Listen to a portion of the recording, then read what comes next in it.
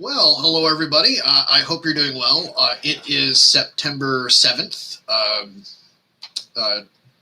It's 2021, going into 2022, which has been well over some 500 days to flatten the curve and all of this other fun stuff. So I want to do a video because it would be a lot easier to explain the whole no mask petition, no vaccine mandate petition in Plainfield. And hopefully what I can also do is tell you, if you live in a town that is not Plainfield, Connecticut, how you can use General Statutes 7-9 to actually make this stuff end. So as you all know, there has been an executive order edict coming from His Highness King Lamont, basically saying, we're going to let towns decide whether they want to do masks or not. Now, there's a reason for that, and it's not because the governor likes or respects local authority. It's because the governor has, well, only so many assistant attorney generals, and they only have so much time a day, and the lawsuits against the governor have piled up a lot.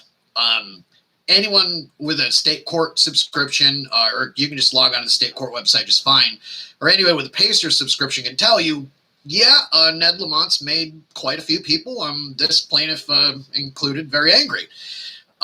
So that's where that's coming from. That has nothing to do with science. It has nothing to do with respect for local authority. It is everything to do with the governor wants some of the towns to kind of, well, face the heat for something that is really wrong. So here's how General Statute 7-9 works. General Statute 7-9 allows any citizen in any town to, well, petition for a referendum. In Plainfield, we have this process in the town charter called, it's called 2-6 of the town charter. And so in 2-6, the normal process is you say, I want a petition. The town clerk will, approve the form and give you the petition and, certify it, as it were, to say, okay, this is a live petition. It's out there. And then you go collect the signatures. And when you get enough, the town clerk will say, all right, I've checked all the signatures. Either they're good or they're not enough of them. And then therefore, it can't go forward to a town meeting. So what happens in the town meeting under 2-6 of General Statutes is the town meeting decides, is this something we're actually going to put on up for a referendum? And if they say yes, and the majority votes yes, well, guess what? We got a secret ballot. We get to vote on it. So here's what so let me back up a bit. So I had originally gotten a blank form, and the form was obviously approved. I received it, didn't have the wording in it yet. So town clerk alerted me, hey, I didn't yet certify the wording. So I said, okay, here's a version with the wording, go certify it. So all this is going to do is just, delay the process for a few days. And once the town clerk certifies it, we can go on and we can, go out and continue to collect signatures. So we only need 479 valid. We're aiming for about 530. That will not be a problem to do. And there's one thing about this. This whole process is ministerial. It's not optional. It's not like a town attorney can come in and say, well, you can't let them vote on that. The petition can say everything from what the petition does say, that the executive orders are impossible, and therefore we are directing the town and the school district to not enforce them because, let's face it, we don't have a HIPAA compliance policy that can deal with it. What the executive orders ask us to do as a town or a school district, however the case may be, depending on how long this goes on, and I'm going to get into that aspect, is it requires us to screen the disabled. It requires us to screen people who have a disability protected under the Americans with Disabilities Act, which is quite broad, and quite frankly, that you can't do that. You can't have a policy like that. So the executive order may say, well, everyone who doesn't have a vaccine, or, you got to get it, or if you have a special condition, you have to give us medical paperwork. HIPAA's broad in a very, very broad sense, and it just doesn't mean you can't just disclose personal health records. You have to have a system to store the health records. You have to have an electronic system if you do it electronically. You have to have everything locked up under lock and key. And everybody has a right to come back 6 years later to inspect their health records upon demand, upon request. So in other words, if you are a school nurse and you have a list of people that are on the list and their names are checked if they got the shot, and they're not checked if they didn't get the shot, any teacher could come back and inspect that list. And when they inspect that list, they're going to see who has the shot and who doesn't, because they've got a right to inspect their own health record. So essentially what you're doing is you're creating a HIPAA compliance nightmare that could really realistically result in $50,000 fines in quick succession. And the town just won't pay for that. The employee that did it will also pay for that individually. That's just the way HIPAA works. So in between the ADA and the HIPAA stuff, there's no way to enforce this without violating federal law. It's just impossible. So we can sit here and say, but they're executive orders, and they've already been ruled unconstitutional in the sense that, you know, there's a separation of powers thing going on. That's a different discussion, but the bottom line is letting the towns fall in the hand grenade was the governor's strategy, because he can only fall on so many hand grenades, and that is where it is. And we're basically doing this because there's a way we can give our school districts a way out, because school districts are concerned about the money and they're concerned about liability. It's all CYA. That's all this is. It's got nothing to do with public health. It's got everything to do with being fearful of liability. So the facts are in. The school cannot be sued if your kid gets COVID or employee gets COVID, and best of luck proving you got COVID there. Really, best of luck at that. It's impossible to prove. So yeah, people can file the lawsuits, but they're not going to win, and people have already lost those lawsuits. So when it comes to concerns about, CYA, this sort of petition approach that I have started is going to allow the school district to say, look, we in good faith cannot do this. We've been directed not to do this, and therefore we can tell the Commissioner of Education per, I think it's Executive Order 11B, look, we can't do it. It's impossible. So that's all we're saying. So the reason we're doing it this way is it's a mix between trying to let individual choice be a thing again, and it's also trying to make the people that are a little uncomfortable with that, go, hey, I've got a good faith reason to not do this. Now, getting into the reasons that I have started doing this. The masks, I get it. The masks are never going to go away. That is just the writing on the wall until we decide to say you can't make us anymore. That's just a fact. There's too much money. There's too much institutionalized fear. There's too much control. There's too much selective enforcement to be had. And it's just one of those things that draw your lines where you want. But I say when it's harming people in a net sense, that's when you stop. But when it's harming children in a net sense, that's really where we should have stopped way before it went there. We should have stopped way before we got into going on 19 months of this nonsense. We should have stopped at day 16 to flatten the curve. That's where it should have stopped. So it's not going to go away. So don't think we can have our election in November, which, I mean, and that's fine. That's a separate discussion. But don't think you can solve this sort of a problem with elections. Because if you're waiting to solve a problem like this, and that's your strategy, you're never going to solve it. You've got too many vested interests here. You've got too many concerns about not upsetting the apple cart, but sometimes, and more frequently in the last year and a half, there's a reason to upset the apple cart. Like, we can't keep doing this to kids anymore. Like, we literally have an environment we've created in our schools where we've parentified our children. Like, we've made them fear a death that will not come. We have them asking each other about who's got the shot or who's got medical records and all this and that. That's profoundly wrong and immoral. So the thing we do to our kids today, that's a message we're going to send to the future that we will not see. And we better be very careful about that message we're sending to this future we will not see, because although we can say, yeah, that's a problem for future us, and thank God we're not them, that's a bigger problem in the sense that we will see a lot of these problems manifest in impaired development and all sorts of things that it would take hours to explain all the ramifications of how harmful what we've done in the last year and a half has been. But the point is, you've got to stop doing damage at some point, and nobody's going to sit. If everybody's strategy is to sit around and wait for somebody else to do it, well, you're going to be wearing masks until 2055. That's just life. So here's what we do know.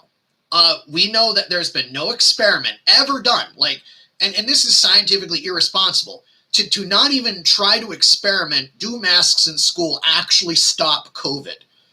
The answer is obviously no, and it's obviously no for a lot of reasons. I mean, notwithstanding the CDC data, which shows that this stuff didn't contain anything.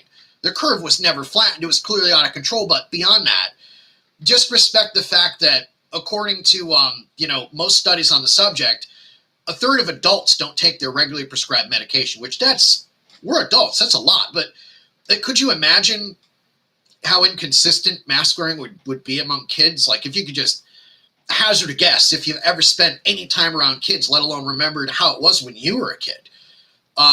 So let's also talk about that a bit. A lot of people do not remember what it was like when they were a kid. So us making an adult do something for 18 months, 19 months, that's life-changing. It takes a good 6 months to really establish a habit, or really make a diet start to succeed. You can form a habit in 30 days. 15 days to flatten the curve is temporary for us, no problem. But to a kid, 15 days as an attorney, never mind 18 months, never mind 1 month, never mind time out in a quarter for 10 minutes, that's an attorney. So what we are doing to children is we are fundamentally altering, in a bad way, their IQ, their cognitive ability, their ability to see and communicate and see facial expressions. We're arresting their emotional development. I mean, there's a ton of things we're really experimenting with on a basis that, quite frankly, we should have never even tried or allowed. I mean, it's medically unethical. So here's what we do know. If you want a mask that's going to protect you, N95 or better. Just drop the blue mask religion. It is anti-science at this point. Science involves a process where you have a hypothesis, right? And then you develop, and you observe, and then you develop an experiment or a real-world trial to actually test, does this hypothesis explain what I'm observing? And then one or two things happen. One, you go, all right, I can prove it all day. Like Ohm's law is a perfect example. Resistance is equal to voltage multiplied by current, okay? That's a law. You can demonstrate that anytime. You can change variables anytime you want. And then there's this mask and lockdown mandate, this settled religion that will last forever because there's too much money. That's not science. What that is the result desired has not come about, and the data has moved independently of all the stuff we've tried, yet let's continue to do it a little more. That's not science. So if you're expecting this to end by people just of their own volition coming to their own senses, you are in for a rude awakening of wearing a mask until it's 2055. However, if you wake up in the mirror and you look at it and you realize that's where your reinforcements are, then you actually have a chance, and you have a way to make this be different. And when it comes to this petitioning process, look, it's all ministerial. It's a duty. There's no discretion in performing it or not. So in other words, if you got a town clerk that says, gosh, I don't want to certify that, or town lawyer says, don't certify that, great. I have this thing called the writ of mandamus, and so do you. That's where a ministerial duty is owed, and there's no other remedy at law, and it was owed to you, and it wasn't performed, and you're entitled to it. Boom, there you go. General Statutes 7-1 or your town charter, whichever applies, that's what we run with. We go to court, we get a temporary mandamus, and okay, you certify it, and now the case is all done. We can move on with life. Or maybe you're in a different situation where you've collected all your signatures, and your city council or board of selectmen or whatever your case may be just plumb doesn't want to do it. Well, you got a writ of mandamus. You make them. That's how this process has always been going, and that is how it will go. It will not end by some mayor or first selectman or board of ed or superintendent waking up and going, gosh, that was really wrong. I messed up a whole bunch of kids for a year and a half, and I shouldn't have, and it was wrong to do, but I did it anyway. It is not going to end like that. That is just not how human nature goes. So it doesn't take a whole lot of us. It doesn't even take a majority. It doesn't even take anywhere close to a majority to do it. You just have to be willing to go down there and work through the process calmly and make them. And unfortunately, it has come to that after 18, 19 months of this, and that's the only way it's going to end. So you've really got two choices. One, you can put up with this, and or worse, you can make excuses for it. You can try to justify it after the fact. Or two, you can recognize the damage for what it is and condemn it and start to take steps to fix it. Now, we have an interesting set of problems that we cannot vote our way out of that go well beyond this video and implicate a lot of things like, big picture stuff like Medicare probably won't be around in 2026, not that far away. We could talk about supply chain disruptions. We could talk about currency issues. We could talk about all sorts of things that are going to go wrong with hospitals because of what we've done. But today, let's just think about the kids for a change and not how afraid we are, because this is all that's going on. We have people that are reacting on a fear, and what they're doing as a consequence of that fear is harming children either directly or by letting other people do it. And whether you have kids or not, it's got to stop. So take care. I will be at tomorrow night's Board of Ed meeting, and you should too, and you should speak at public comment very loudly and very often, because this will not end until we continue to speak out, until we continue to file suits, until we continue to petition, until we continue to make it very clear that no, we will not go away, and yes, we are going to stop doing things that are harmful, because they are wrong, illegal, and immoral, and we have every justification in the world and every duty to, in fact, do it. So I will see you all soon, or talk to you all soon. Take care, and I hope you're all doing well, as am I. And onward with it. We will get it done.